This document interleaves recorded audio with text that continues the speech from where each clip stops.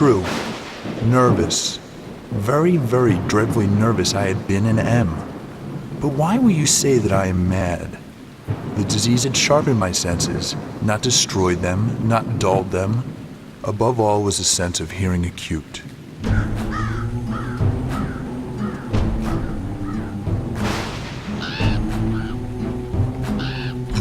I heard all the things in the heaven and in the earth.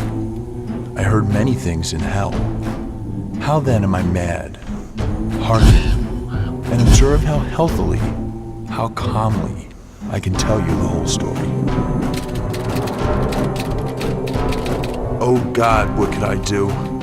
I foamed, I raved, I swore.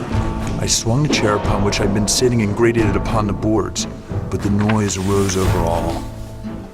The old man was dead. I removed the bed and examined the corpse. Yes, he was stone dead. His eye would trouble me no more.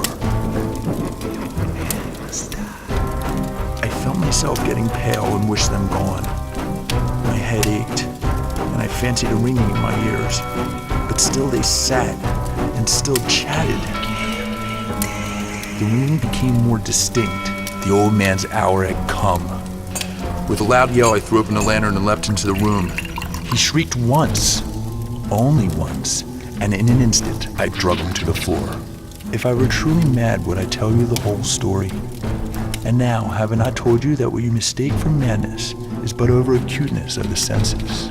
It is impossible to say how at first the idea entered my brain, but once conceived, it haunted me day and night. They chatted as if they heard nothing, but how could that be?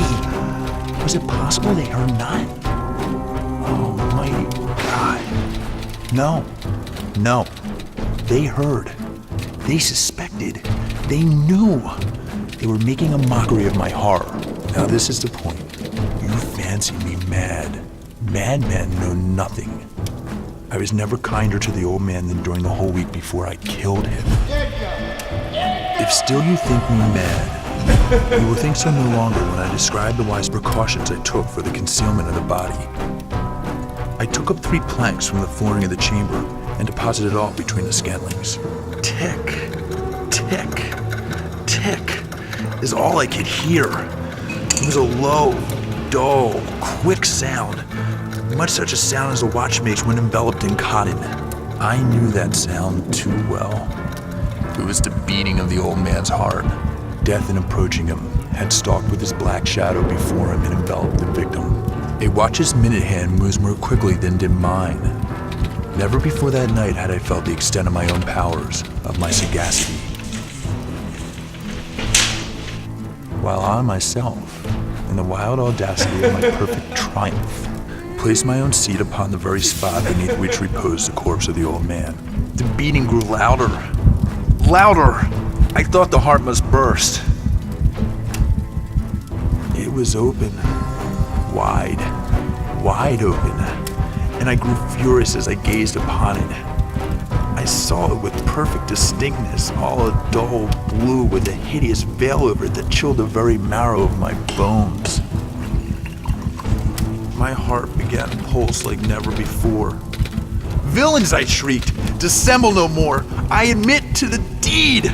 Tear up the planks. Here. It is the beating of his hideous heart.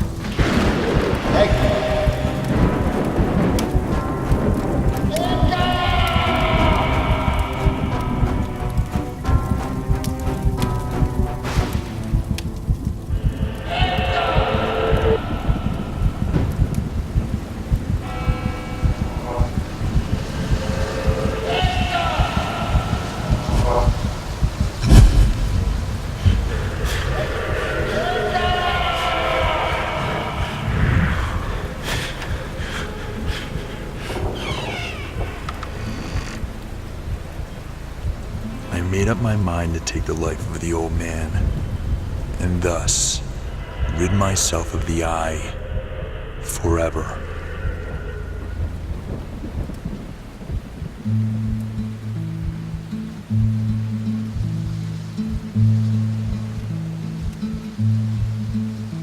Transfixed on a sin, it's always watching, shivers my skin.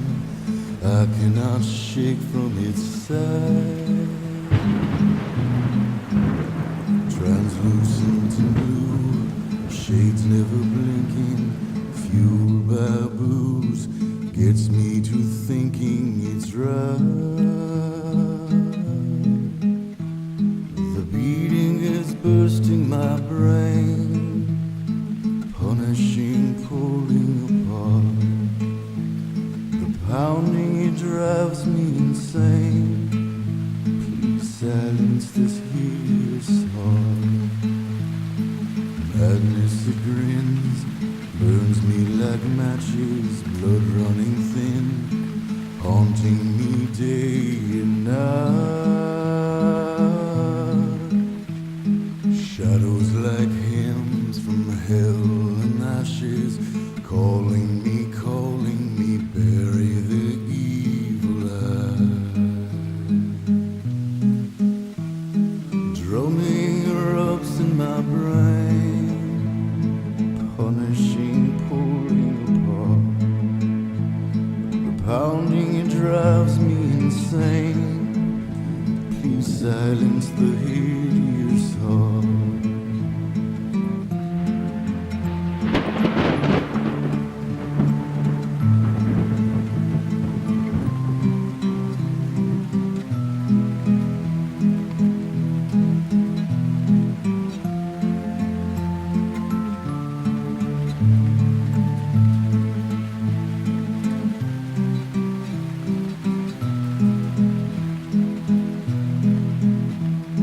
Drumming erupts in my brain, punishing, pulling apart.